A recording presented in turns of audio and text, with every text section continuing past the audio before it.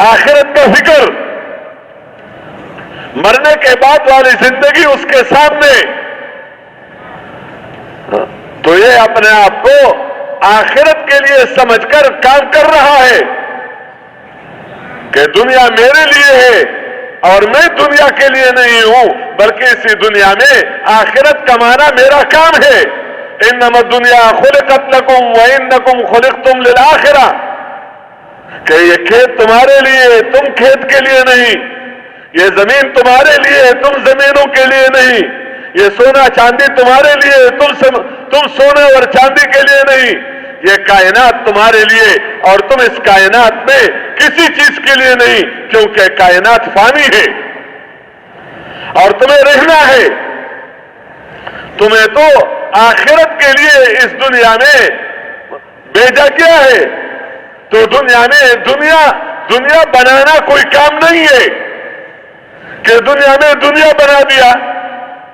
دنیا میں آخرت بنانا کام ہے کہ دنیا میں تمہیں جو بھیجا گیا تھا آخرت بنانے کے لیے بھیجا تھا، تو اس کے سامنے آخرت ہو اور اس کے اندر دنیا کی محبت نہ ہو اور اپنے عمل کی وجہ سے اس کے اندر عجب پیدا نہ ہو جائے، کبر پیدا نہ ہو جائے، حسد پیدا نہ ہو جائے، بغض پیدا نہ ہو جائے، کیونکہ اگر اندر یہ چیزیں ہیں، اگر اندر یہ چیزیں ہیں تو اس کی وجہ سے عمل کا قوت ظاہر نہیں ہوگا اور عمل کا اثر ظاہر نہیں ہوگا، اور صرف یہ نہیں کہ نیک عمل کا اثر ظاہر نہیں ہوگا بلکہ اس خرابیوں کی وجہ سے اس کے نقصانات ظاہر ہوں گے۔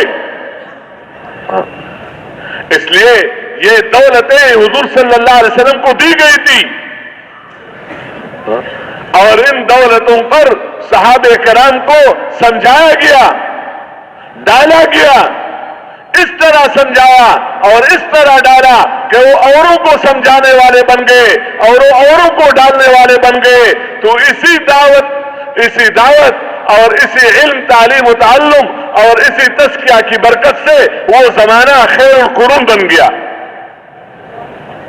کہ انہوں نے وقت کی قیمت کو پہچانا۔ تو میرے محترم دوستوں اور بزرگوں اور بھائیوں، یہ بندے کے طے کرنے کی باتیں ہیں کہ میں نے اپنے وقت کو کہاں خرچ کرنا ہے، میں نے اپنے وقت کو کہاں لگانا ہے، اور یہ وقت اللہ نے خرید لیا ہے بندے سے۔ اللہ نے یہ وقت جس کے پاس جتنا بھی ہے وہی اللہ نے خرید لیا ہے اس کی جان کے استعمال کو جنت کے بدلے میں۔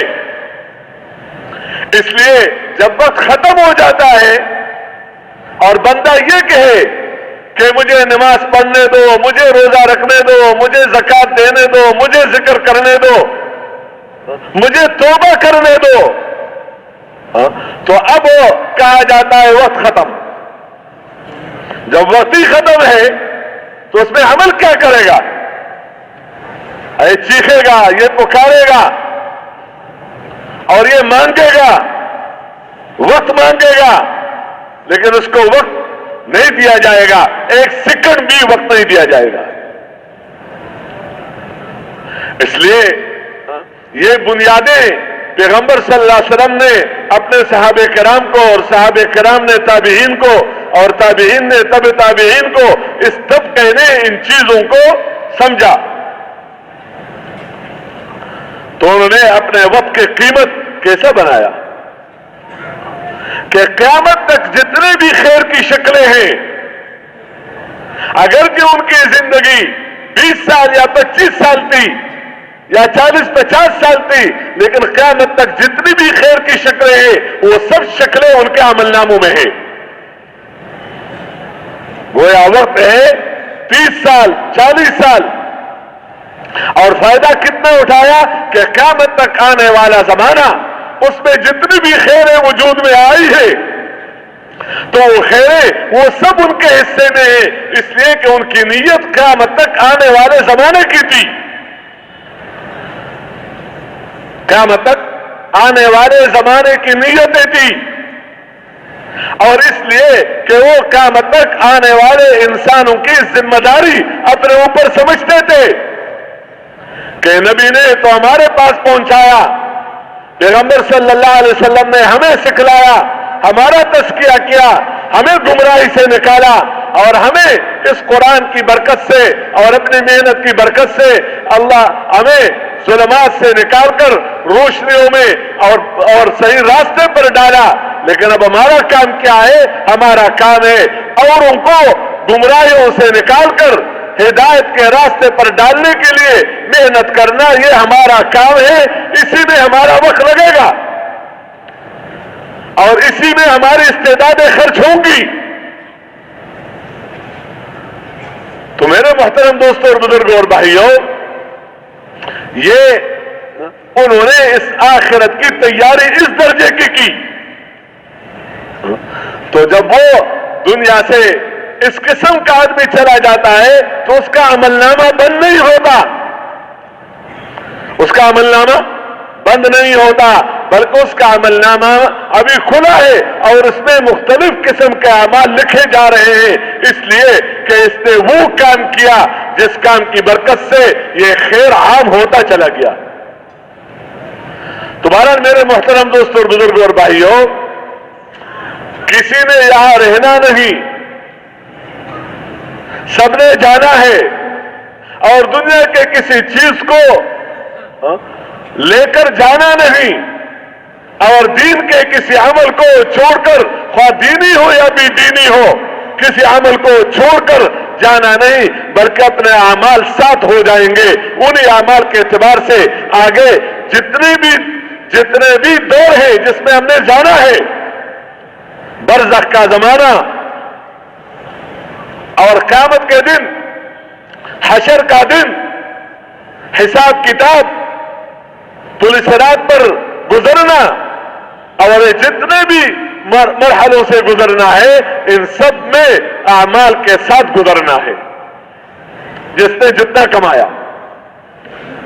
اس لیے حضور پاک صلی اللہ علیہ وسلم اور جتنے بھی انبیاء علیہ السلام تھے، ان سب کو اللہ نے اپنے بندوں کے خیر خواہی والے کام میں لگایا کہ تمہارا وقت اور تمہاری استعدادیں نبی کے علم کے برابر کسی کا علم نہیں، نبی کے اخلاق کے برابر کسی کا اخلاق نہیں، تو تمہیں جو کچھ اللہ نے دیا ہے تو وہ سب میرے بندوں کو صحیح راستے پر ڈالنے کے لیے خرچ کرنا ہے۔ یہ نبیوں کو سب سے پہلا کام دیا سب کو، اور خرچ کرنا ہے ان لوگوں میں جن کے اندر اس کا کوئی طلب ہی نہیں ہے۔ طلب بقدر قیمت ہے، کسی چیز کی قیمت دل کے اندر ہے اس کا طالب بن جاتا ہے، کسی چیز کی قیمت دل کے اندر نہیں ہوتی، وہ مفت میں بھی کوئی دیتا ہے تو وہ اس کو چھوڑ دیتا ہے۔ تو ان بے طلبوں کے اندر اس کی قیمت پیدا کر کے، اس کا طلب پیدا کرنے کے لیے ہاتھ پاؤں مارنا تمہارا کام ہے اور دل میں ڈالنا میرا کام ہے۔ دل میں ڈالنا یہ اللہ ہی کا کام ہے۔ اس لیے انبیاء علیہ السلام کو اسی پر ڈالا۔ سب کے طریقے محنت میں بنیادی چیزیں ایک تھی، اور وہ کیا تھی کہ ہر ایک نے اپنی قوم کو لا الہ الا اللہ کی طرف بلایا، اور لا الہ الا اللہ کے ساتھ دنیا اور آخرت دونوں جہانوں کی کامیابیوں کو جوڑا، دونوں جہانوں کی کامیابیوں کو جوڑا کہ لا الہ الا اللہ کا اقرار کر لو تو تم کامیاب ہو جاؤ گے۔ یہ گویا اس بات کی طرف بلایا کہ وہ کامیابی جو ہر ایک کی دل کی آواز ہے، اس کے لیے محنت کرنی نہیں پڑتی، کسی پر کہ محنت کرنی نہیں پڑتی کہ اس کو سمجھایا جائے کہ بھائی تم عزت کے طالب بن جاؤ، تم اطمینان کا چاہنے والا بن جاؤ، تم کامیابیوں کے چاہنے والے بن جاؤ اور ناکامیوں سے بچنے والا بن جاؤ. اس کی محنت کی ضرورت نہیں ہوتی. ہر ایک اندر سے ناکامی سے بچنا چاہتا ہے, ذلت سے بچنا چاہتا ہے, پریشانی سے بچنا چاہتا ہے اور کامیابی چاہتا ہے. اور صرف یہ بات نہیں ہے کہ چاہتا ہے بلکہ اس کے لیے محنت کرتا ہے. اس نے کسی کو نہیں دیکھا کہ ناکامی سے بچنا چاہتا ہے, کامیابی چاہتا ہے اور محنت نہیں کرتا. ذلت سے بچنا چاہتا ہے اور عزت حاصل کرنا چاہتا ہے اور محنت نہیں کرتا. نہیں, چاہتا ہے, اس کے لیے محنت کرتا ہے, اس کے لیے کوشش کرتا ہے. تو پیغمبر یہ بتاتا ہے اور ہمارے اور آپ کے نبی حضور پاک صلی اللہ علیہ وسلم نے یہ بتایا, یا ایھا الناس قولوا لا الہ الا اللہ تفلحوا. آپ دیکھیں کہ پیغمبر صلی اللہ علیہ وسلم کا وقت, کہ اس کی ایک سیکنڈ ہمارے کروڑوں سال کی زندگی سے قیمتی, ان کا وقت اور ان کی استعدادیں, ان کے فکر کی استعداد, ان کی فکر کیا تھی کہ ان کی فکر اپنے کھانے کی, اپنے پینے کی, اپنے مکانات کی, اپنے کپڑوں کی, یا اپنے اولاد کے لیے پیسہ جمع کرنے کی, یا اپنے اولاد کے لیے مکانات بنانے کی. ان فکروں میں سے ذرا برابر بھی فکر حضور پاک صلی اللہ علیہ وسلم کے دل کے اندر نہیں تھی کہ گویا اسی کے لیے بھیجا گیا ہے, بلکہ ان کے اندر فکر جو تھی آخرت سامنے, کہ کیسے میرا ایک ایک امتی جہنم سامنے, جنت سامنے, جہنم سے بچ جائے, جنت میں جانے والا بن جائے, کامیاب ہو جائے. یہ ان کے اندر کی فکریں تھی. تو پیغمبر کا فکر, اس کا قوت عقل, اس کے قوت فکر, ان کے دل کی طاقت اور اس کے بدن کی طاقتیں اور ان کا رونا اور ان کی دعائیں, یعنی آپ دیکھیں پیغمبر, ہر پیغمبر کے بدن مبارک سے جو بھی عمل نکلتا ہے وہ زمین اور آسمان سے زیادہ قیمتی ہے.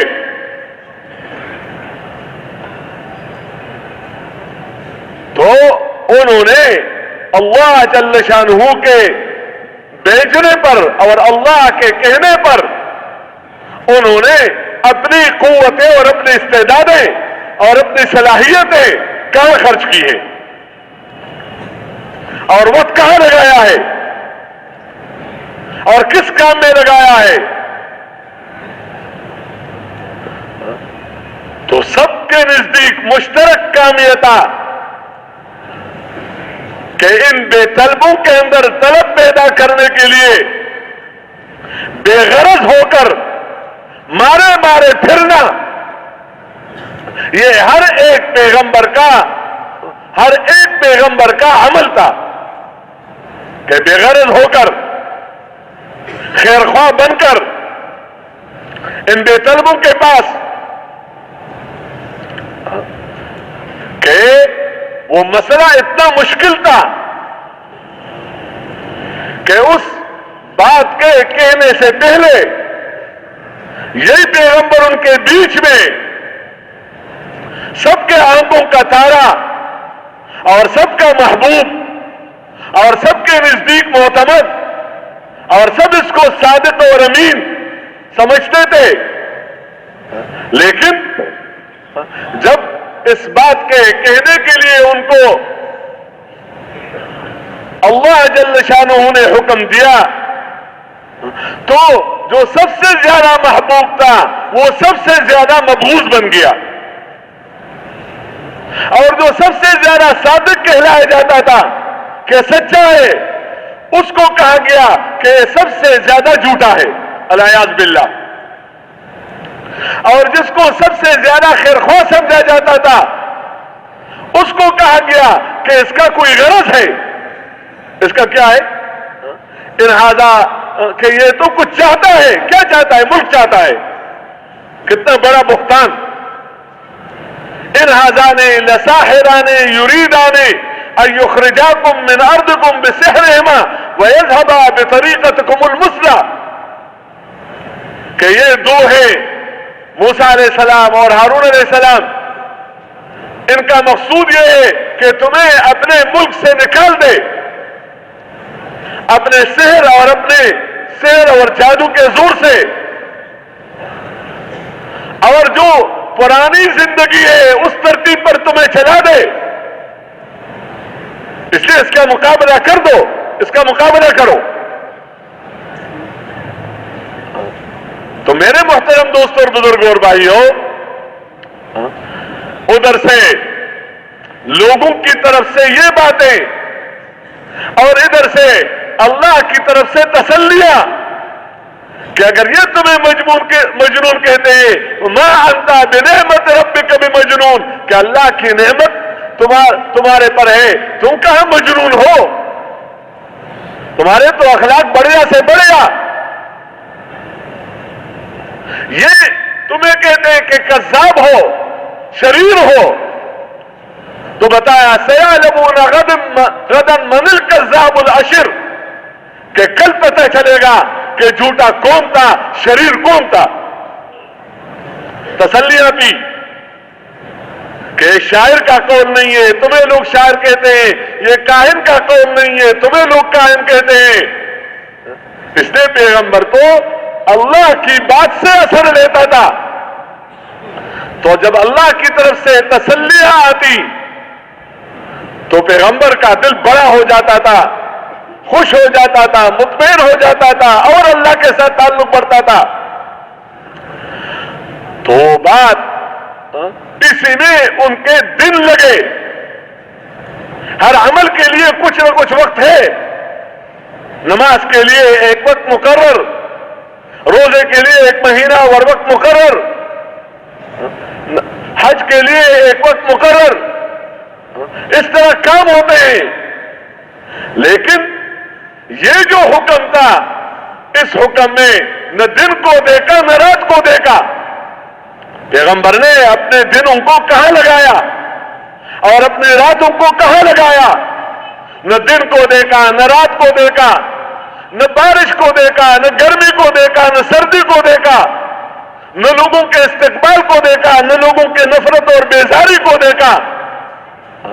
یعنی ہر وقت اپنے اس اندر کی طاقت سے اور جو اللہ کے ساتھ تعلق تھا اور اندر قوت ایمان تھا اور اندر قوت اخلاص تھا اور اندر کی نظریں ہر وقت اللہ کے سامنے کہ اللہ تو کیا چاہ رہا ہے، میرا کام ہے تجھے راضی کرنا. زندگی چاہتا ہوں عافیت والی.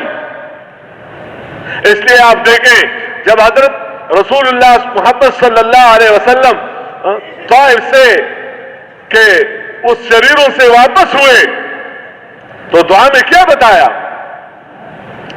کہ مجھے کوئی پرواہ نہیں ہے، بس تو ہی راضی ہو، کیونکہ تیری رضا وہ میرے لیے سب سے بڑی چیز ہے. باقی میں عافیت چاہتا ہوں، غیر ان عافیت کا کہ عافیت چاہتا ہوں آپ سے.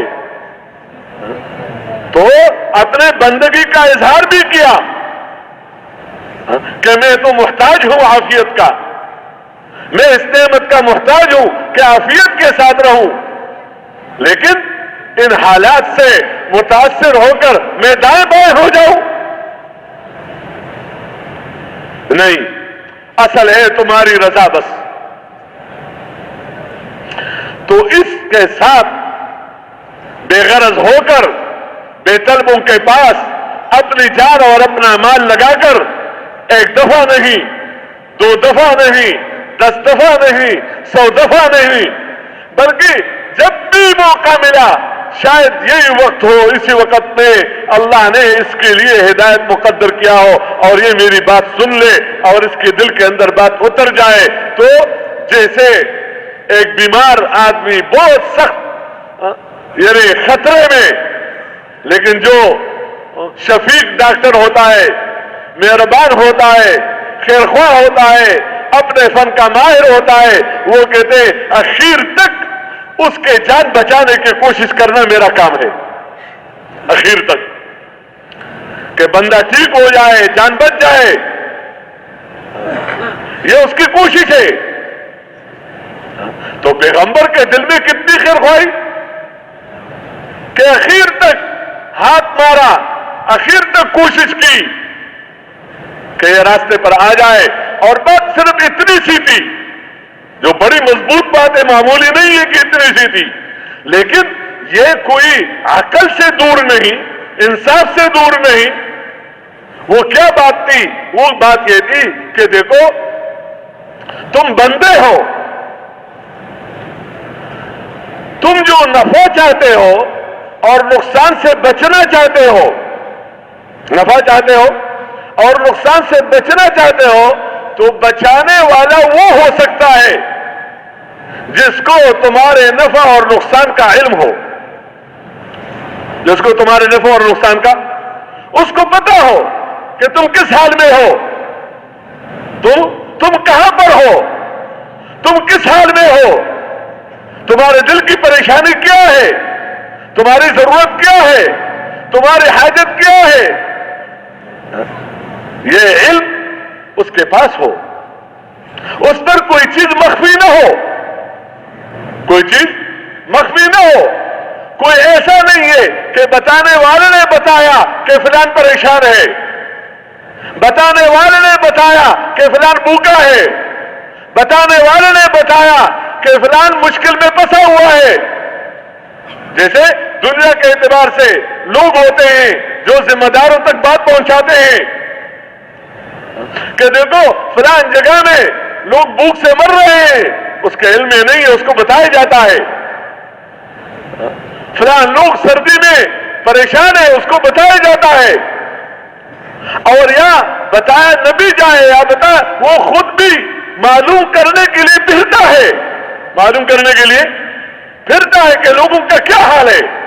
جیسے حضرت عمر رضی اللہ تعالیٰ عنہ لوگوں کے اندر پھرتا تھا, پھرتے تھے کہ لوگوں کا کیا حال ہے.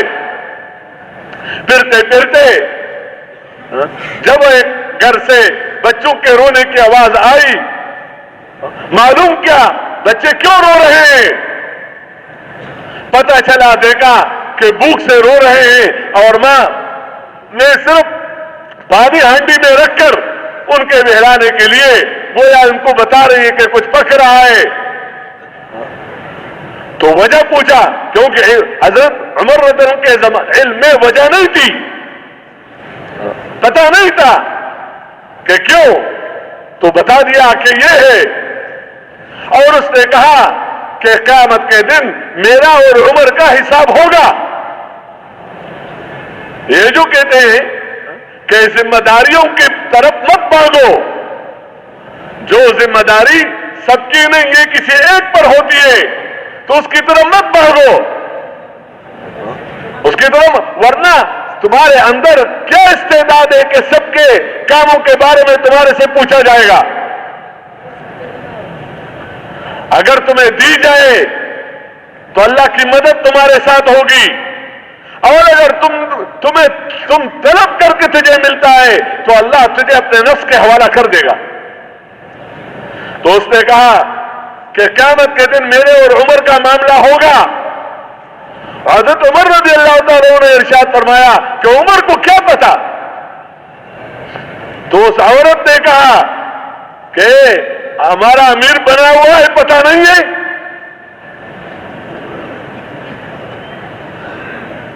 تو پتہ چلتے ہی فوراً اس کا تدارک کیا. تو اللہ جل شانہ, یعنی الہ وہ ذات ہوتا ہے, بندگی اس کی ہوتی ہے جس کو بتانا نہیں پڑتا, جس کو بتانا نہیں پڑتا. اور جس کو یہ نہیں بتانا پڑتا کہ فلان کے یوں کر رہا ہے یا یوں کر رہا ہے، نہیں، اس کے سامنے سب کچھ ہے. جو بندہ بول رہا ہے اللہ سن رہا ہے بغیر کسی واسطے کے، بیچ میں کوئی سبب نہیں ہے. جو بندہ کر رہا ہے اللہ دیکھ رہا ہے بغیر کسی سبب کے. جو بندہ کے دل کے اندر ہے، جو بھی جذبہ ہے کسی کے بارے میں، بلکہ ابھی اس کے دل کے اندر آیا بھی نہیں ہے، اور اللہ کے علم میں ہے کہ 2-4 منٹ کے بعد یہ کیا سوچے گا. انہو یعلم السر واخفی، کہ جو سر سے بھی زیادہ پوشیدہ ہے اس کے علم میں وہ ہے. تو اللہ کا علم کامل ہے، اللہ کا علم ذاتی ہے. اس کو کسی کے بتانے سے ان کو پتہ نہیں چلا. مخلوق میں کوئی بھی نہیں ہے جس کو ایک ذرہ برابر علم ذاتی ہو. اللہ نہ بتائے، اللہ نہ بتائے تو کوئی جان نہیں سکتا. اللہ نہ دکھ رہا ہے کوئی دیکھ نہیں سکتا. اللہ نہ سنوائے تو کوئی سن نہیں سکتا. اللہ پاک نہ سمجھائے کو کوئی سمجھا نہیں سکتا. تو یہ وہ ذات ہے کہ اس کا علم کامل ہے. اسے کہتے جہاں بھی ہو اتنا استحضار ضرور کرو کہ میں بیٹا ہوں اللہ مجھے دیکھ رہا ہے، میں بول رہا ہوں اللہ میری بول سن رہا ہے، میں سوچ رہا ہوں اللہ میرے سوچ پر واقف ہے، عالم ہے میں کیا سوچتا ہوں، میرے اندر کیا کچھ ہے. اللہ سے کوئی چھپا نہیں سکتا. اور دوسری بات کیا ہے؟ دوسری بات یہ ہے کہ بندہ کے اندر یہ 2 چیزیں ہیں. ایک کو جلبی منفعت کہا جاتا ہے، ایک کو دفع مضرت کہا جاتا ہے، کہ مضرت سے اپنے آپ کو بچانا، نفع حاصل کرنا. تو اللہ وہ ذات ہے کہ جو نقصان سے بچانے پر اور نفع دینے پر قادر ہے بغیر سبب کے. بغیر سبب کے آسمانوں کو بنایا بغیر سبب کے، زمینوں کو بنایا بغیر سبب کے، پہاڑوں کو بنایا بغیر سبب کے. کوئی ایک ذرہ ایسا نہیں ہے کہ جو اللہ کے علاوہ کسی اور کا اس میں رائے ہو یا اس کی مدد ہو. تو یہ طاقت اور یہ قوت یہ اللہ کے ذات کے اندر ہے بغیر کسی واسطے کے. جس کو چاہے دینے پر قادر، جتنا چاہے دینے پر قادر، جو لینا چاہے لینے پر قادر، جس کو مارنا چاہے جس وقت جس حال میں بغیر کسی سبب کے مارنے پر قادر. تو وہ ذات جس کے اندر وہ غیبی طاقت ہو، نظر نہ آنے والی طاقت، کہ جس کی وجہ سے وہ ذات قادر ہو نفع اور نقصان پر بغیر کسی سبب کے، بغیر کسی سبب کے. کیوں؟ وہ متصرف ہے، تصرف کرنے والا اللہ ہے. اس لیے کہ ہر چیز اللہ نے بنایا اور ہر چیز کا رب اللہ ہے اور ہر چیز کا مالک اللہ ہے. اللہ دینا چاہے کوئی روک نہیں سکتا، اللہ نہ دینا چاہے کوئی دے نہیں سکتا ہر حال میں. اور جس حال کو اپنے لیے بندہ چاہتا ہے تو یہ آندو کہ وہ عزت دینے پر قادر ہے بغیر کسی واسطے کے، ذلیل کرنے پر قادر ہے بغیر کسی واسطے کے. قدرت اسی کا نام ہے کہ کوئی سبب نہیں ہے، چیز وجود میں آ گئی. کیوں آ گئی؟ اللہ نے چاہ لیا. چیز ختم ہو گئی، کیوں ختم ہو گئی؟ ختم ہونے کا کوئی سبب نہیں ہے، اللہ نے اس کی فنا چاہ لیا تو چیز فنا ہو گئی بس. اب جب یہ اندر ہے، یہ طاقت، یہ یقین اندر ہے، یہ بندے کی طاقت ہے، یہ بندے کی قوت ہے، اس کی وجہ سے اس کے ساتھ قادر ساتھ ہوتا ہے، بندے کے ساتھ اللہ ساتھ ہوتا ہے. تو جب یہ بات اندر ہوتی ہے تو اس کے اندر اب کتنے کام ایسے ہیں جس میں بظاہر کوئی سبب بندہ اختیار ہی نہیں کر سکتا، بندہ کوئی سبب اختیار نہیں کر سکتا. حضرت یونس علیہ السلام مچھلی کے پیٹ میں پہنچ گئے. اب وہاں کون سا سبب بندہ اختیار کر سکتا ہے؟ ظاہری اسباب. کس کو بتا سکتا ہے کہ میں مچھلی کے پیٹ کے اندر ہوں؟ اور پھر وہ کون سا سبب ہے جو اس کو مچھلی کے پیٹ سے نکالے؟ لیکن یہ پکارنا اللہ کو یہ عبادت ہے کہ کوئی سبب نہیں ہے، لیکن اس عقیدے اور اس یقین اور اس ایمان کے ساتھ پکار رہا ہے کہ میں جس حال میں ہوں اس ذات کو پتا ہے اور مجھے اس مشکل سے وہ نکال سکتا ہے، نکالنے پر قادر ہے. اور اس کے لیے سبب ظاہری طور پر کچھ بھی نہیں ہے، لیکن یہ بڑا سبب ہے کہ اپنے بندگی کا اظہار کرو اور اپنے عاجزی کا اظہار کرو. تو اس عقیدے کے ساتھ اور اس یقین کے ساتھ اس نے اللہ کو پکارا، لا الہ الا انت سبحانک انی کنت من الظالمین، کہ الہ تو ہی ہے، عبادت اور بندگی کا لائق ہے اللہ تو ہی ہے، تیرے علاوہ کوئی بھی نہیں، نہ تیرے ساتھ کوئی شریک ہے، تو پاک ہو ہر عیب سے کہ فلان چیز کے بغیر نہیں ہو سکتا، فلان چیز کے بغیر نہیں ہو سکتا، فلان چیز کے بغیر نہیں ہو سکتا، فلان چیز کے بغیر نہیں ہو سکتا. نہیں، جب اللہ چاہے تو ان سب چیزوں کے بغیر ہو سکتا ہے، اور جب اللہ نہ چاہے تو سب چیزیں ہوں گی، ایک ذرہ بھی کچھ بھی نہیں ہوگا. اس بات کو دل کے اندر اتارنا. تو حضرت یونس علیہ السلام نے اس مچھلی کے پیٹ میں ان اندھیروں میں اللہ کو پکارا، فنادا فی الظلمات لا الہ الا انت سبحانک انی کنت من الظالمین. اپنے قصور کا، کیونکہ شخصیت جتنی بھی بڑی ہو مخلوق میں، لیکن اس کی بڑائی کی بات ہی یہی ہے کہ وہ اللہ کے سامنے اپنے عاجزی کا اظہار کرتا ہے. اس لیے انبیاء علیہ السلام نے ہر موقع پر اپنے بندگی کا اظہار کیا اور ساتھ ساتھ یہ بتایا کہ یا اللہ، جس طرح تیرے بندگی کا حق ہے وہ ہم ادا نہ کر سکے. یہ ان کی پہچان ہے کہ اللہ کتنی بڑی ذات ہے. تو ادھر اپنے بندگی کا اظہار کیا اور ادھر اس تک اللہ تک بات پہنچانے والا کوئی ظاہری سبب کیا ہے؟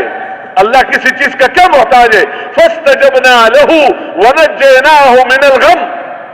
ہم نے اس کی پکار کو سن لیا. کوئی سبب نہیں ہے، مشکل میں ہو تو یہ عقیدہ ہے، یہ یقین ہے کہ پکارو اللہ کو، پکارو اللہ کو، مانگو اللہ سے، مانگو اللہ سے، تعریفیں اللہ کی کرو، اللہ کے حق بیان کرو، اللہ کی تعریف بیان کرو. ہاتھ اٹھاؤ اس عقیدے کے ساتھ اور اس یقین کے ساتھ کہ وہی سننے والا ہے، وہی دیکھنے والا ہے، وہی کرنے والا ہے. تو ہم نے اس کو اس غم سے نجات دے دیا. فَاسْتَجَبْنَا لَهُ وَنَجَّيْنَاهُ مِنَ الْغَمِّ. اب کیسے نکالا؟ اس مچھلی کو معلوم کرنا، پھر اس مچھلی کو یعنی کنارے پر لانا، پھر اس مچھلی کے اندر اس کو محفوظ رکھنا اور پھر کنارے پر ڈالنا، یہ کون کر سکتا ہے؟ اللہ نے نظام بتایا اور فرمایا وَكَذَلِكَ نُنْجِي الْمُؤْمِنِينَ. اگر ایمان والے کبھی بھی اسی مشکل میں پھنس جائے اور وہ مجھے پکارے، کوئی سبب نہیں ہے، ظاہری سبب نہیں ہے جس کو اختیار کر سکے، جس کو اختیار اپنے بچانے کے لیے کوئی سبب نہیں، لیکن یہ سبب بڑا سبب ہے کہ اللہ کو پکارنا، دعا کر کے اللہ سے مانگنا۔ فرمایا وَكَذَلِكَ نُنْجِي الْمُؤْمِنِينَ، اس طرح ہم ایمان والوں کو نجات دیتے ہیں یہ قیامت تک، کہ گویا یہ نجات نبی کے ساتھ مخصوص نہیں ہوا بلکہ ایمان والے جتنے بھی ہیں جب بھی کوئی مشکل میں پھنس جاتے ہیں اور وہ اپنے آپ کو قصوروار سمجھیں گے اور وہ اللہ کو پکاریں گے، اللہ پاک ان کی پکار کو سن کر اللہ ان کے مسئلے کو حل کر دینے پر قادر ہے۔ اس لیے آپ دیکھیں کہ 3 آدمی غار میں پھنس گئے، پتھر بڑا، نکل نہیں سکتے، کسی کو ظاہری سبب پر بتا نہیں سکتے، کسی کو بلا نہیں سکتے، اور نہ کسی کے علم میں ہے کہ اس غار کے اندر کوئی آدمی یا 2-3 آدمی اسی کے اندر پھنس گئے ہیں، نہ کسی تک آواز پہنچ جاتی ہے۔ تو انہوں نے کیا کیا؟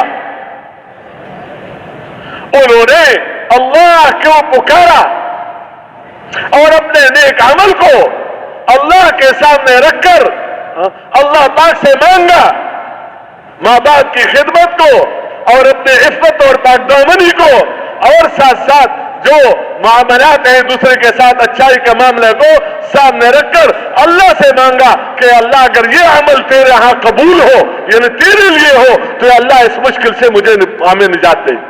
تو اللہ نے نجات دے دیا۔ بارہ میں عرض کر رہا تھا کہ ایک حال وہ ہے جس میں بندہ ظاہری طور پر کوئی سبب نہیں ہے، لیکن اس کو پکارنا، اس سے مانگنا، اس کی تعریف کرنا، اس کے سامنے سجدہ میں گر جانا، اس سے مانگنا، یہ ذرائع ہے اپنے مسائل کے حل کے لیے، جس کو اللہ کے علاوہ کسی غیر کے لیے نہیں کیا جا سکتا۔ کیوں؟ غیر کو اس کے حال کا پتہ نہیں، اور اگر کسی نے بتایا تو غیر اللہ کے ارادے کے بغیر اس کو اس مشکل سے نکال نہیں سکتا۔ اس لیے کوئی بھی اللہ کے علاوہ عبادت اور بندگی کا لائق نہیں ہے کہ مشکل میں اس کو پکارا جائے، مصیبتوں میں اس سے مانگا جائے، بغیر کسی سبب اور شکل کے وہ اپنے مسئلے کو اللہ کے سامنے رکھ کر اللہ پاک سے مانگے۔ اور پھر اس کے ساتھ دوسرا رخ کیا ہے کہ جن چیزوں کو اللہ نے نفع کی شکلیں بنائی ہیں کہ اس کے اندر نفع ہے، تو اس کے اندر نفع اللہ نے رکھا ہے۔ پانی کے اندر پیاس کا بجھانا ہے، اللہ نے رکھا ہے۔ آگ کے اندر جلانا ہے، اللہ نے رکھا ہے۔ اور کھانے کے اندر جیسے یہ بھوک حال ہے، تو اس حال کے اور اس مشکل کے دور کرنے کے لیے اللہ نے سبب بنایا ہے جو کھانا ہے۔ اس لیے اگر ایک آدمی بھوکا مرا اور کھانا موجود ہے اور نہیں کھا رہا ہے، اور کہتے کھلانے والا اللہ ہے، بچانے والا اللہ ہے، تو ایسا توکل اور ایسے اللہ کو ماننا، یہ اس کی دعوت نہیں دی جا رہی ہے۔ جو اسباب اللہ نے بنائے ہیں اس کو سبب کے درجے میں مانو، اور اس کے اندر جو کچھ اللہ نے رکھا ہے اس کو ماننا کام ہے، یہ نعمتیں ہیں۔ کہ دیکھو اللہ نے تمہارے لیے زمین بنائے نعمت کے طور پر، تمہارے لیے یہ نکالا، تمہارے لیے یہ نکالا، تمہارے لیے یہ نکالا، تمہارے لیے سورج کو وہ روشن بنا دیا، تو سورج کے اندر روشنی اللہ نے تمہارے لیے رکھی، تمہارے لیے چاند کو روشن بنا دیا، تمہارے لیے رات کو لباس بنا دیا، تمہارے لیے حدید کو تمہارے لیے قوت اور طاقت کا سبب بنا دیا۔ یہ کچھ چیزیں ایسی ہیں کہ جو اس کے اسباب کے ساتھ ہیں، اور ان اسباب کے اندر اللہ نے بعض کے اندر نفع اور بعض کے اندر نقصان رکھا ہے۔ اس لیے وہاں کیا رکھا؟ وہاں یہ رکھا کہ جتنے بھی نفع کی شکلیں ہیں تو یہ بات نہیں ہے کہ اس کے اندر نفع نہیں یا نقصان والی چیز کے اندر نقصان نہیں یا اس سے نقصان نہیں ہوتا، لیکن یہ رکھا کہ دیکھو نفع کی شکلیں تمہاری ہاتھ میں آ جائے، اس سے نفع اتنا ملے گا جتنا اللہ چاہے گا۔ اس کو مشیت پر رکھا، اس کو ارادے پر رکھا، اس کو ارادے پر رکھا۔ تمہیں کوئی نقصان پہنچانا چاہے تو نقصان تمہیں پہنچا سکتے ہیں جتنا اللہ نے تمہارے لیے لکھ دیا ہو۔ اللہ نے تمہارے لیے نہیں لکھا، یہ نہیں پہنچا سکتے۔ تو ان اسباب کی شکلوں میں جو نفع مل رہا ہے یا جو نقصان آ رہا ہے تو وہ نفع اور وہ نقصان اس میں یہ آزاد نہیں ہے، اس میں یہ آزاد نہیں ہے کہ جس کو چاہے نفع دے، جس کو چاہے نقصان دے۔ آگ آزاد نہیں ہے، جس کو چاہے جلا دے، جس کو چاہے نہ جلا دے۔ پانی آزاد نہیں ہے، جس کے چاہے پیاس بجھا دے، جس کے چاہے پیاس نہ بجھا دے۔ یہ اس کا کام ہے، یہ کیا ہے؟ اس کا کام ہے، لیکن اس کا جو بھی نفع ہے وہ وجود میں آئے گا، وہ اللہ کے چاہنے سے آئے گا۔ اگر اللہ نے چاہ لیا تو وہ ہو جائے گا، اگر اللہ نے نہیں چاہا تو وہ نہیں ہوگا۔ سب حفاظت کے اسباب موجود ہیں، حفاظت ہوگی اللہ کے چاہنے سے، ہلاکت کے سب اسباب محفوظ ہیں، ہلاکت ہوگی اللہ کے چاہنے سے۔ اس لیے نبیوں نے اپنی قوت اس پر خرچ کیا کہ دیکھو اس بات کو جانو اور اس بات کو دل کے اندر اتارو، لا الہ الا اللہ، کہ اللہ ہی کے ہاتھ میں ہے، کرنے والی ذات اللہ تعالیٰ کی ہے۔ اللہ کے ساتھ کسی چیز کو وجود دینے میں، کسی چیز کی تربیت کرنے میں، کسی چیز کو محفوظ رکھنے میں، کسی چیز کو دینے لینے میں، کسی چیز کے ذریعے سے اس کے کام بنانے میں اللہ کے ساتھ کوئی بھی شریک نہیں، نہ اللہ کسی کا محتاج ہے۔ اس بات کو دل کے اندر اتارنا یہ کام ہے، اور یہ سب سے بڑا کام ہے۔ یہ سب سے بڑا کام بڑوں کو دے دیا گیا، جو مخلوق میں سب سے بڑے اور وہ انبیاء علیہ الصلوۃ والسلام ہے، کہ نبیوں کا یہ کام تھا۔ گویا تمہارا وقت، نبیوں کا دن اور نبیوں کی راتیں وہ اسی میں خرچ ہوئی کہ لوگوں کو اس کی طرف بلایا ہر حال میں۔ اور دوسری بات کیا ہے؟ دوسری بات یہ ہے کہ جب اللہ ہی کے ہاتھ میں ہے، اور دیکھو ایک ہے امن، ایک ہے اطمینان۔ امن کا تعلق دل کے ساتھ ہے، اطمینان کا تعلق دل کے ساتھ ہے، عزت کا تعلق دل کے ساتھ ہے۔ اس کے لیے اللہ نے اسباب نہیں بنائے ہیں، جیسے جلانے کے لیے آگ ہے، پیاس بجھانے کے لیے پیاس ہے، بھوک دور کرنے کے لیے کیا ہے؟ کھانا ہے۔ تو ایسی بات نہیں ہے کہ امن کے لیے پیسہ ہے، کہ امن دینے والا اللہ، پیسہ ذریعہ ہے، ملک ذریعہ ہے۔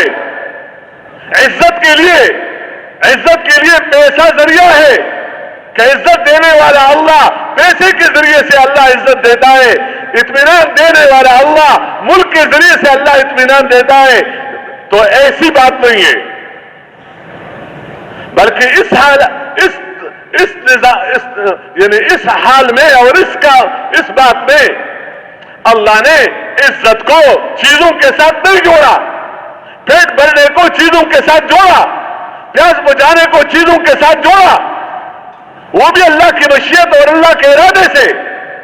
لیکن جہاں تک اللہ کا پہچاننے کا تعلق ہے تو وہ یہ ہے کہ جب اللہ ہی عزت دینے والا ہے اور مجھے عزت چاہیے، فقیر کو بھی عزت چاہیے، مالدار کو بھی عزت چاہیے، حاکم کو بھی عزت چاہیے، محکوم کو بھی عزت چاہیے، مردوں کو بھی چاہیے، عورتوں کو بھی چاہیے، ہر ایک کو چاہیے، جھونپڑے میں رہنے والے کو بھی چاہیے، اور ایک حویلی اور ایک بنگلے میں اور قصور میں رہنے والے کو بھی چاہیے۔ تو اس لیے اللہ نے سب کے لیے برابر نظام دیا۔ وہ برابر نظام کیا دیا؟ محمد الرسول اللہ، کہ اللہ نے تمہیں عزت دینے کے لیے، ذلت سے بچانے کے لیے، ناکامی سے بچانے کے لیے، اطمینان دینے کے لیے، بے برکتی سے بچانے کے لیے، برکت دینے کے لیے، ناکامی سے بچانے کے لیے، کامیابی دینے کے لیے اللہ نے نہ تمہیں ملک دیا ہے، نہ مال دیا ہے، نہ اکثریت دی ہے، نہ قومی طاقت دی ہے، نہ اسلحہ دیا ہے، بلکہ ان سب سے طاقتور چیز اور وہ کیا ہے؟ وہ ہے حضور صلی اللہ علیہ وسلم کی سنت زندگی. کہ اگر تم اپنے زندگی کو احکامات کے مطابق بناؤ گے، چیزوں میں اللہ نے حکم دیا ہے، حکم پورا کرو گے اللہ کا، ایک اس کے ساتھ حکم پورا کرو گے پیغمبر صلی اللہ علیہ وسلم کے سنت کے مطابق، حکم پورا کرو گے صرف اللہ کی رضا کے لیے، اور حکم پورا کرو گے جہنم سے بچنے اور جنت میں جانے کے لیے، اور اس یقین کے ساتھ کہ اس حکم سے آخرت بھی بنتی ہے، دنیا بھی بنتی ہے. میں دنیا بنانے کے لیے حکم پورا نہیں کرتا، میں آخرت بنانے کے لیے کرتا ہوں کہ میری آخرت بن جائے، کیونکہ مجھے دنیا میں دنیا بنانے کے لیے نہیں بھیجا ہے، آخرت بنانے کے لیے بھیجا ہے. تو جب بندہ اللہ کا حکم پورا کرتا ہے، گناہ سے بچتا ہے، پیغمبر کے سنت کے مطابق پورا کرتا ہے، اللہ کی رضا کے لیے پورا کرتا ہے، اور آخرت کو سامنے رکھ کر پورا کرتا ہے، اور پورا کرتے وقت یہ دھیان ہوتا ہے کہ مالک کا حکم ہے اور مالک دیکھ رہا ہے، احسان کے ساتھ کہ مالک دیکھ رہا ہے. مالک کے حکم کے پورا کرنے کے لیے بول رہا ہوں، سورہ فاتحہ پڑھ رہا ہوں، سبحان ربی العظیم پڑھ رہا ہوں، اور مالک سن رہا ہے، اور میرے دل کے اندر جو جذبہ ہے وہ اس کے علم میں ہے. جب بندہ اللہ کے اس قیمتی حکم کو جو زمین اور آسمان سے زیادہ قیمتی ہے، پیسے کی قیمت نہیں، پیسے کے اندر احکامات کی قیمت ہے، زمین کی قیمت نہیں، زمین کے اندر احکامات کی قیمت ہے، ملک کی قیمت نہیں، ملک کے اندر حکم کی قیمت ہے. ملک بغیر حکم کے، مال بغیر حکم کے، تجارت بغیر حکم کے جیسے جسم بغیر روح کے. اگر جسم بغیر روح کے ہے تو اس کو مردہ کہا جاتا ہے. یہ تحفظ کا ذریعہ ہے، یہ بدبو کا ذریعہ ہے. خواہ چھوٹی مخلوق کو کوئی مرغی ہے اور یا گھوڑا ہے، خواہ گھوڑا ہے وہ بھی مردہ، اور خواہ وہ دجاج اور مرغی ہے وہ بھی مردہ. اگر مرغی سے روح نکل جائے تو اس کی بدبو اس کے بقدر، اور اگر گھوڑے سے روح نکل جائے تو اس کی بدبو اس کے بقدر. جس کے پاس تھوڑا مال ہے، جس کے پاس زیادہ مال ہے، جب اس سے اگر ملک سے روح نکل جائے تو اس کی بدبو پورے ملک کے سطح کے اعتبار سے، اگر دکان سے روح نکل جائے تو یہ مردے ہیں. مردے سے یہ توقع کرنا کہ اس میں بدبو نہ آئے، تعفن نہ ہو، اس میں کیڑے نہ پڑ جائے، نہیں. مردے کا حق یہ بنتا ہے کہ اس کو زمین کے اوپر نہ رکھو، اس کو زمین کے اندر دفن کر دو. اس طرح جو تجارتیں اور جو زراعتیں اور جو مزدوریاں اور جو ملک چلانا اور جو وزارتیں اور جو اکثریتیں اور اقلیتیں اور جو طاقتیں اور قوتیں بغیر دین کے ہیں، ایک مومن کا عقیدہ ہونا چاہیے کہ یہ ایسا ہے جیسے بغیر روح کے، اس لیے یہ سب بدبو کا ذریعہ ہے. اس ملک سے خیر نہیں پھیل سکتا، اس مال سے خیر نہیں پھیل سکتا، اس فقر سے خیر نہیں پھیل سکتا، اور ان تجارتوں سے اور ان زراعتوں سے کوئی خیر نہیں پھیل سکتا. نہ کسی خاندان کے ترقی کے اسباب ہیں، نہ کسی محلے کے ترقی کے اسباب ہیں، نہ کسی ملک کے ترقی کے اسباب ہیں، نہ انسانوں کے ترقی کے اسباب ہیں. اس لیے مردے جتنے بھی جمع کرو اس میں کوئی ترقی نہیں ہے.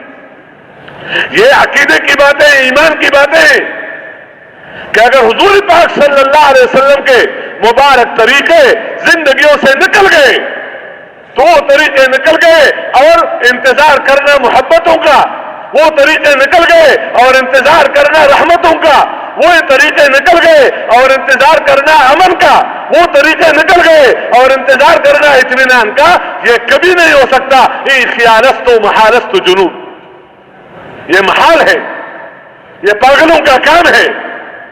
اس لیے جنہوں نے اس کو نہیں مانا تھا، قرآن نے اس کو پاگل کہا ہے کہ ان کے اندر عقل ہی نہیں ہے، ان کے اندر شعور ہی نہیں ہے، یہ تو جانوروں سے بھی بدتر ہیں، اس لیے کہ انہوں نے اس بات کو نہیں مانا کہ پیغمبر صلی اللہ علیہ وسلم کے طریقے، یہ طریقے یہ کامیابیوں کا سبب ہے اور یقینی سبب ہے۔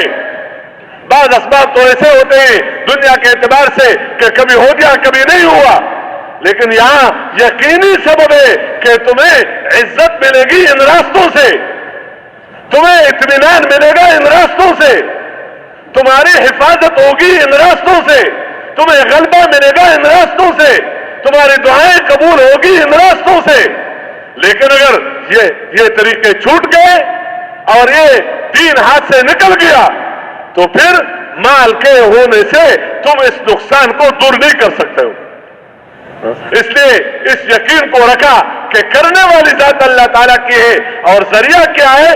ذریعہ ہے حضور پاک صلی اللہ علیہ وسلم کے مبارک اعمال، سنت طریقے، کہ اگر ہماری زندگی سنت طریقوں کے مطابق ہوگی، اعمال ہمارے ٹھیک ہوں گے، اللہ راضی ہو کر اللہ ہمارا زندگی بنانا چاہے گا، اور زندگی بنے گی اللہ کے چاہنے سے، جسے میں نے پہلے عرض کیا، رب وہ ہے، الہ وہ ہے جس کے چاہنے سے کام بنتا ہے، اور کام بنانے میں وہ کسی چیز کا محتاج نہیں ہے، وہ زندگی بنانے پر قادر ہے بغیر ملک کے، وہ زندگی بنانے پر قادر ہے بغیر مال کے، وہ زندگی بنانے پر قادر ہے بغیر چیزوں کے۔ تو جب بغیر مال کے تو بغیر مالداروں کے، بغیر ملک کے تو بغیر ملک والوں کے، بغیر اکثریت کے تو بغیر اکثریت والوں کے، بغیر قومی طاقت کے تو بغیر طاقت والوں کے، وہ زندگی بنانے پر قادر ہے۔ اور اللہ کے ضابطے یہ ہے، اگر تم میری بات سنو گے اور میری بات مانو گے، جو میں نے پہلے عرض کر لیا، اللہ کی رضا کے لیے، آخرت کے بنیاد پر، اللہ کے استحضار کے ساتھ، اللہ کے عظمت کے استحضار کے ساتھ، اور جس وقت کرنے کا کہوں، جس وقت کہ کرو، نماز پڑھنے کا وقت ہے نماز پڑھو، روزہ رکھنے کا وقت ہے روزہ رکھو، زکات دینے کا وقت ہے زکات دو، حج کا وقت ہے تمہارے پر حج ادا کرو، سچ بولنے کا وقت ہے سچ بولو، امانت داری کا وقت ہے امانت سے کام لو، عدل کا وقت ہے عدل کرو، جو بھی حکم ہے کرنے کا، تو تمہارا کام کیا ہے کہ اس حکم کو جب تم پورا کرو گے اور اس کے خلاف سے بچو گے، کیا خلاف؟ سچ بولو گے، جھوٹ سے بچ جاؤ گے، امانت کے ساتھ کام کرو گے، خیانت سے بچ جاؤ گے، تو جب تم عدل کے ساتھ چلو گے، ظلم سے اپنے آپ کو بچاؤ گے، اور جس وقت میں جتنا لگانا چاہوں تمہیں اتنا لگو گے، اس وقت بیوی بچوں کی پرواہ نہیں کرو گے۔ اگر حکم ہے، تحقیق کرنا بندے کا کام ہے، لیکن اگر حکم ہے تو اس میں بچوں کی پرواہ کیے بغیر، اپنے ملک کی پرواہ کیے بغیر، اپنے مال کی پرواہ کیے بغیر، اپنے اکثریت اور اقلیت کی پرواہ کیے بغیر تم کام کرو گے تو اللہ تمہارے سے راضی ہو کر اسی قدرت سے اللہ تمہارا کام بنا دے گا جس قدرت سے اللہ نے زمین اور آسمان کو بنایا ہے، اسی قدرت سے اللہ تمہیں عزت دے گا جس قدرت سے اللہ پاک نے انبیاء کو عزتیں دی، نبیوں کو عزتیں ملک کے ذریعے سے ملی ہے۔ موسیٰ علیہ السلام کی عزت فرعون کے مقابلے میں عزت موسیٰ علیہ السلام کی، اور وہ عزت والے تھے اور فرعون ذلیل تھے، اور موسیٰ علیہ السلام عزت والے، ابراہیم علیہ السلام عزت والے، اور نمرود ذلیل تھے ابراہیم علیہ السلام کے مقابلے میں، قارون موسیٰ علیہ السلام کے مقابلے میں بے قدر اور ناقدر اور ذلیل تھے، لیکن موسیٰ علیہ السلام عزت والے، اور عیسیٰ علیہ السلام عزت والے، ابراہیم علیہ السلام عزت والے۔ ان کو جو عزتیں ملی تھی وہ عزتیں کیا ملک سے ملی تھی؟ ملک سے جو عزت ملتی ہے، جب تک ملک اس وقت تک عزت، جب ملک ہاتھ سے گیا عزت بھی چلا گیا، لیکن جب مال سے جو عزتیں ملتی ہے تو جب تک مال تو وہ ہے، مال نکل گیا اور یہ رہ گیا تو کچھ بھی نہیں، لیکن دین کے راستے سے جو عزتیں ملتی ہے وہ ہمیشہ کے لیے ملتی ہے. وہ ملک کے آنے جانے سے عزتیں ختم نہیں ہوتی. مال کے تھوڑا اور زیادہ ہونے سے اطمینان ختم نہیں ہوتا کہ مال پہلے زیادہ تھا مطمئن تھا, اب مال کم ہو گیا تو اب اطمینان ختم ہو گیا, کیونکہ اس کا اطمینان مال کی کثرت اور قلت کی وجہ سے نہیں تھا, اس کا اطمینان وہ ایمان اور نیک عمل کی وجہ سے تھا. الذین آمنوا وتطمئن قلوبهم بذکر اللہ الا بذکر اللہ تطمئن القلوب. کہ ایمان والوں کو اطمینان ملتا ہے وہ مالوں سے نہیں ملتا, مال کے اندر احکامات پورا کرنے سے ملتا ہے, چیزوں سے نہیں ملتا, چیزوں کے اندر احکامات پورا کرنے سے ملتا ہے, ملک سے نہیں ملتا, ملک کے اندر احکامات پورا کرنے سے ملتا ہے. تو یہ رکھا کہ جب تم اس طرح زندگی گزارو گے تو اللہ تمہیں عزت دے گا, اگرچہ تمہارے پاس کچھ بھی نہیں, تمہارے پاس کچھ نہیں ہے لیکن تمہارے پاس اعمال ہیں. حفاظت کا سبب ظاہری نہیں ہے, حفاظت والے حکم کو پورا کر رہے ہو جتنا اللہ نے بتایا ہے, یہاں تک کہ اسباب کے درجے میں بھی جو بتایا ہے تو اس کا پورا کرنا حکم ہے. وَأَعِدُّوا لَهُم مَّا اسْتَطَعْتُم مِّن قُوَّةٍ وَمِن رِّبَاطِ الْخَيْلِ تُرْهِبُونَ بِهِ عَدُوَّ اللَّهِ وَعَدُوَّكُمْ, کہ تمہارے اندر جتنی طاقت ہے اپنے دشمنوں کے مقابلے کے لیے اس طاقت کو جمع کر لو اور اس طاقت کو اختیار کر لو. لیکن یہ نہیں کہا جتنی ان کی طاقت ہے, جو تمہارے بس میں ہو, غلیل تمہارے بس میں ہے, تم اپنے بس سے, اپنے بس اور اپنی طاقت سے اس کو استعمال کرو. یہ نہیں کہ اس کو استعمال نہیں کرنا ہے, جتنا تمہارے بس میں ہے اتنا کرنا تمہارا کام ہے اور اس میں احکامات پورا کرنا تمہارا کام ہے. اور جہاں تک غلبہ دینا وہ تمہارے وسلوں اور تمہارے ان چیزوں سے نہیں ہے, وہ تو کس کے ہاتھ میں ہے. بلکہ ظاہری سبب کے طور پر اللہ نے اپنے بندوں کو اطمینان بھی دلایا ہے. آپ دیکھیں بدر کے موقع پر جب مسلمانوں کی تعداد بہت تھوڑی اور کافروں کی تعداد زیادہ اور مسلمانوں کے ساتھ اسلحہ کم اور کافروں کے ساتھ اسلحہ زیادہ, اور انہوں نے دھمکیاں دی کہ اب تو ہم اتنے ہیں اور بھی لوگ آئیں گے اور بھی ہماری مدد کے لیے لوگ آئیں گے. اللہ نے قرآن اتارا اور اللہ نے یہ اتارا کہ دیکھو اگر تم مقابلے میں ان کا آؤ گے تو تمہارے لیے اللہ پاک 3000 فرشتوں کو اوپر سے نیچے اتارے گا. استقولوا للمؤمنین الن یکفیکم ربکم ان یمدکم, کہ تمہاری مدد کرے بثلاثۃ آلاف من الملائکۃ منزلین. لیکن پھر اس کے ساتھ بتایا بلا ان تصبروا وتتقوا, یہ تمہاری دولتیں ہیں, صبر تمہارا سبب ہے کہ حکم پر جمو, حکم پر جمو, اور اس وقت گناہ سے اپنے آپ کو روکو, اور اس گناہ سے روکنے پر اور حکم پر جمنے پر تمہارا جانی اور مالی جو بھی نقصان ہو رہا ہے اس پر صبر کرو اور تقوی اختیار کرو. تو جب تمہارے اندر صبر ہو اور تمہارے اندر تقوی ہو, بلا ان تصبروا وتتقوا ویاتوکم من فورہم ھذا, اور یہ اور تمہارے مقابلے میں فوری طور پر یہ اور فوج بھیجیں گے. یمددکم ربکم بخمسۃ آلاف من الملائکۃ مسومین, اللہ بھی 5000 بھیجے گا. لیکن یہ سب کیا بتایا, وما جعلہ اللہ الا بشرا لکم, یہ تو تمہارے خوشخبری کے لیے اور تمہارے دل رکھنے کے لیے ہے اور تمہارے دل اس سے مطمئن ہو جائے. اس لیے بندہ اگر پیسے کا محتاج ہے ظاہری سبب کے طور پر اور اس کو مل گیا وہ اور یہ خوش ہو گیا, تو یہ نہیں ہے کہ اس کا پیسے پر یقین ہے, کسی چیز کی ضرورت ہے, اس کے لیے کوشش کر رہا تھا, وہ مل گیا اور اس سے اس کو کیا ہوا, اندر خوشی ہوئی. تو یہ کوئی یقین کی خرابی نہیں ہے.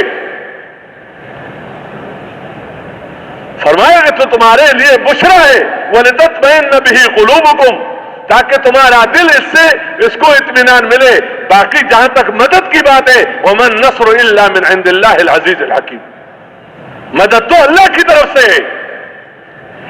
اللہ کی مدد کے لیے اصول اور ضابطے ہیں, ان اصول اور ضابطوں کو کوئی بھی بدل نہیں سکتا. ان اصول اور ضابطوں کے بدلنے والے، اس کو اچھے نام سے نہیں پکارا جاتا ہے. کسی کو ملحد کہا جاتا ہے، کسی کو بدعت کی طرف منسوب کیا جاتا ہے، کسی کو کس چیز کی طرف. کسی کو حق نہیں ہے کہ ان اصول اور آداب کو اور ان چیزوں کو وہ بدل دے. یہ اصول ہے، یہ ضابطے ہیں جو طے ہیں. تو جب یہ اصول اور ضابطے اگر اس میں فرق آ گیا تو پھر یہ مددیں نہیں ہوں گی. اس نے احد میں بتا دیا، حنین میں بتا دیا، اور پھر فوراً ٹھیک کر دیا تاکہ یہ بات سامنے ہو جائے کہ ہمارے اسباب چیزیں نہیں ہے، ہمارے اسباب چیزوں کے اندر احکامات پورا کرنا ہے. چیزوں کی قیمت، چیزوں کی محبت اگر دل کے اندر ہے تو منع نہیں ہے، لیکن چیزوں کے بارے میں جو حکم ہے اس کے حکم چیزوں پر غالب ہو. تو میرے محترم دوستو، اسی پر نبی نے، ہر پیغمبر نے لوگوں کو ڈالا. اس لیے آخرت سمجھایا، طریقے سمجھائے، عملوں کی قیمت بتایا. اللہ نے کتابیں اتاری، عملوں کی قیمت بتایا، اور ساتھ ساتھ یہ اللہ کی رضا کے لیے کام کرنا سکھایا، اور یہ سکھایا کہ جب نکلنے کا وقت آ جائے تو نکلو. سیکھنے کے لیے نکلنے کا وقت ہے تو نکلو، نکلے بغیر سیکھ نہیں سکتے ہو. نماز پڑھنے کے لیے نکلو، گھر سے کہاں تک؟ مسجد. علم سیکھنے کے لیے نکلو، لوگوں کی ضرورتوں کے پورا کرنے کے لیے نکلو. نکلنا اگر اچھے کام کے لیے ہے تو اگر وہ اچھا کام فرض ہے تو نکلنا فرض ہے. اگر وہ اچھا کام مثلا خیر کا کام ہے تو نکلنا بھی کیا ہے؟ خیر کا کام ہے. اگر وہ کام حرام ہے تو نکلنا بھی حرام ہے. چوری کے لیے جا رہا ہے، گھر سے نکلنا حرام. دوسروں ظالم کی مدد کے لیے نکل رہا ہے تو اس کو حرام قرار دیا گیا کہ نکلنا کیا ہے؟ یہ حرام ہے. اس لیے حضرات صحابہ کرام رضوان اللہ تعالیٰ کے یہ مشکرایا کہ دیکھو اللہ کے دین کے لیے نکلو. یہ نکلنا حکم ہے، اور حکم سے زندگی بنتی ہے، پیسوں سے نہیں بنتی. یہ پہلے سکھلایا. اس لیے صحابہ کرام گھروں سے نکلے، مسجدوں میں تعلیم کے حلقے میں بیٹھنے کے لیے گھروں سے نکلے، علم سیکھنے کے لیے گھروں سے نکلے، اپنے قرآن پاک کے ذکر اور تلاوت اور اعمال کے لیے گھروں سے نکلے، دوسرے مسلمانوں کی خیرخواہیوں کے لیے گھر سے نکلے. یعنی جو بھی کام تھا اس کے لیے انہوں نے حضور صلی اللہ علیہ وسلم سے سیکھا تھا اور اوروں کو یہ سکھایا. جہاں تک اس سیکھنے کا تعلق ہے، یہ نبی سے سیکھا، نبی سے، پیغمبر سے سیکھا. تو پیغمبر کہاں تھا؟ روم میں تھا، مصر میں، مکہ مکرمہ مدینہ منورہ میں، مکہ مکرمہ اور مدینہ منورہ میں احکامات اترے، احکامات پر یقین اترا، احکامات کا علم اترا. تو انہوں نے پیغمبر سے کہا لیا، مسجدوں میں لیا، حضور پاک صلی اللہ علیہ وسلم سے وہ علم لیا، علم بھی لیا، علم پر عمل کرنے کا طریقہ بھی دکھلایا گیا کہ دیکھو نماز پڑھنے کا طریقہ یہ ہے، فلان عمل کا طریقہ یہ ہے. تو عمل بھی دیا، علم بھی لیا، علم پر عمل بھی لیا، اور ان دونوں پر یقین بھی لیا کہ جب میری زندگی اس کے مطابق ہوگی اللہ راضی ہو جائے گا، مجھے اور کچھ نہیں چاہیے سوائے اللہ کی رضا کے. باقی جنت چاہیے کیونکہ اللہ کی رضا کی جگہ ہے. تو یہ چیزیں انہوں نے لے کر پھر کہاں گئے؟ گھروں پر گئے. تو گھروں میں دینی ماحول بنایا. کاروبار میں گئے، یہ نہیں کہ کاروبار نہیں کیا، لیکن کاروبار کی تعریف اللہ نے کی کہ وہ ایسے لوگ ہیں کہ رجال لا تلہیہم تجارت ولا بیع عن ذکر اللہ واقام الصلاۃ وایتاء الزکاۃ یخافون یوما تتقلب فیہ القلوب والابصار. کہ ہے دکان کے اندر، لے رہا ہے، دے رہا ہے، لیکن آخرت سامنے، آخرت سامنے. اور اس وقت کا جو ذکر ہے، جو عمل ہے، جو حلال اور حرام کی تمیز ہے، تو یہ حرام کما نہیں رہے ہیں پیسوں کی کثرت کی وجہ سے، اور حلال نہیں چھوڑ رہا ہے پیسوں کی قلت کی وجہ سے. بلکہ یہ ذاکر ہے، ہر عمل کرنے والا ذاکر ہے، اس نے اللہ کو نہیں بلایا، اللہ کے احکامات کو نہیں بلایا۔ اس طرح یہ اپنا کیا کر رہے ہیں؟ اس طرح مزدوری کر رہے ہیں، تو مزدوری کے فضائل سنا دیے۔ اس طرح حکومت کر رہے ہیں تو اس کو بتا دیا کہ اللہ کے عرش کے سائے میں جتنے لوگ ہوں گے ان میں سے خوش قسمت یہ خلیفہ بھی ہوگا جس کے اندر یہ دینداری ہو۔ تجارت کے فضیلت سنا دیے کہ جو تاجر جو ہمیشہ ہی سچ بول رہا ہے، ہمیشہ امانتدار ہے، تو نبی اور صدیقین اور شہداء کے ساتھ اس کا حشر ہوگا۔ اس لیے یہ چیزیں یہ لے کر گھروں میں گئے، مسجد سے لے کر یہ اپنے دکانوں پر گئے اور وہاں سے لے کر خرچ کرنے کی جگہوں پر گئے۔ اس لیے ان کے خرچ کو دیکھو تو خرچ بھی سنت کے مطابق کہ دین پر کتنا خرچ کیا، اپنی ضرورتوں پر کتنا خرچ کر لیا۔ اور یہی دین دیکھو ان کو عدل والا بنایا، معاشرہ عدل والا تھا، معاشرہ سچوں کا تھا، معاشرہ ذکر والوں کا تھا، معاشرہ خیرخواہی اور رحم اور شفقت کا تھا۔